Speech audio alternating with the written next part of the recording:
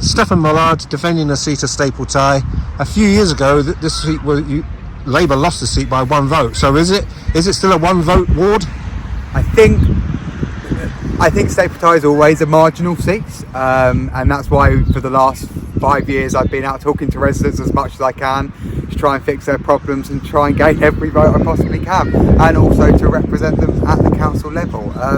I think whenever you lose a seat by one vote, I think you have to learn the lessons that the residents are trying to tell you and up your game a bit and represent them to the highest standard. What issues have come up in the streets of the Staple Tie ward? So I have been out canvassing now. We're out all year. I mean, this year's been slightly more difficult because of the pandemic, but we've been out canvassing, door knocking for like the last 4 weeks, and it'll come as no surprise to you, Michael, that the thing that comes up constantly is potholes and the state of our roads. If we take Common Side Road just up here, the potholes up there are causing damage to people's cars. People just want them fixed. Into our estates now, Moorfield is going to be resurfaced, but that's one estate in the whole of Staple Tie. Actually, we find every estate potholes are causing damage to people's cars.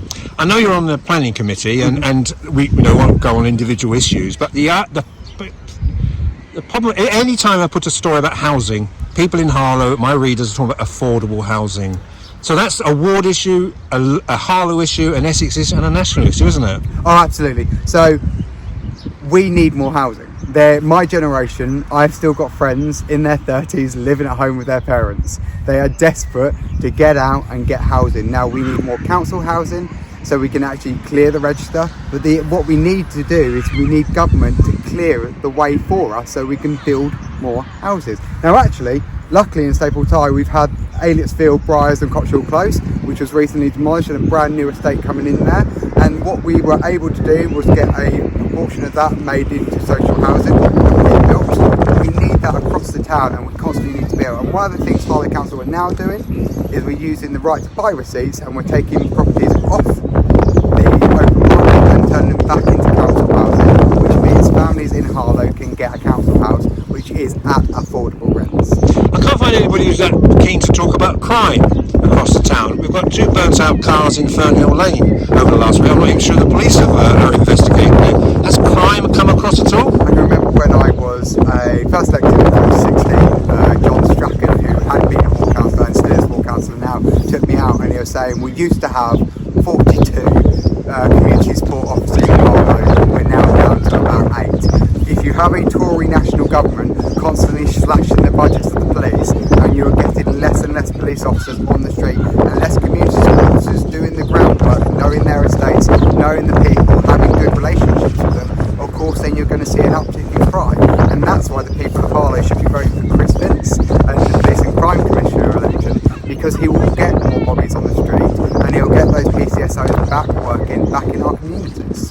How's being a councillor during the pandemic, not only being a councillor but also campaigning on the phones, has it been a challenge? Firstly, I don't think many people have a landline anymore. It's actually difficult to get. I think we make it as easy for people to get in contact with us. Our phone numbers are public record, our email addresses out there, we respond to them.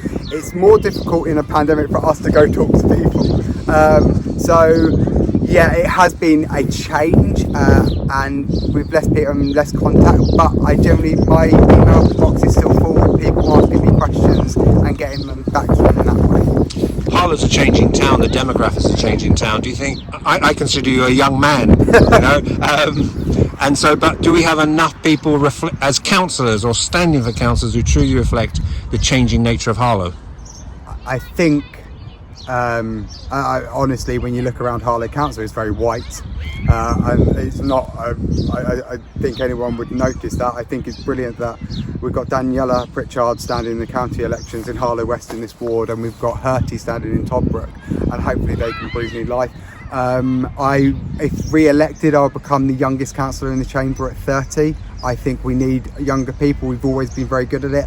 Seeing Shannon Jezard step down was such a shame, but the thing with younger councillors is sometimes life can overtake being a councillor on Harlow Council.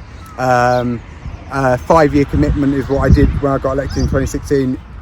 I think life moves faster when you're younger, and those 5 years can change. And for Shannon, an opportunity to come up somewhere else, and of course she moved off somewhere else. But no, we do need to get more young people and a more diverse councillor pool in Harlow Council. You said at the age of 30, if you get re-elected, do you have any political ambitions? Or, I mean, you must want to maybe have a portfolio. I know you do a Labour job out with Harlow, but things like leader or deputy leader, where do you go from here? That's a brilliant question. I've just, for the last 5 years, I've really enjoyed serving the people of Staple Tie.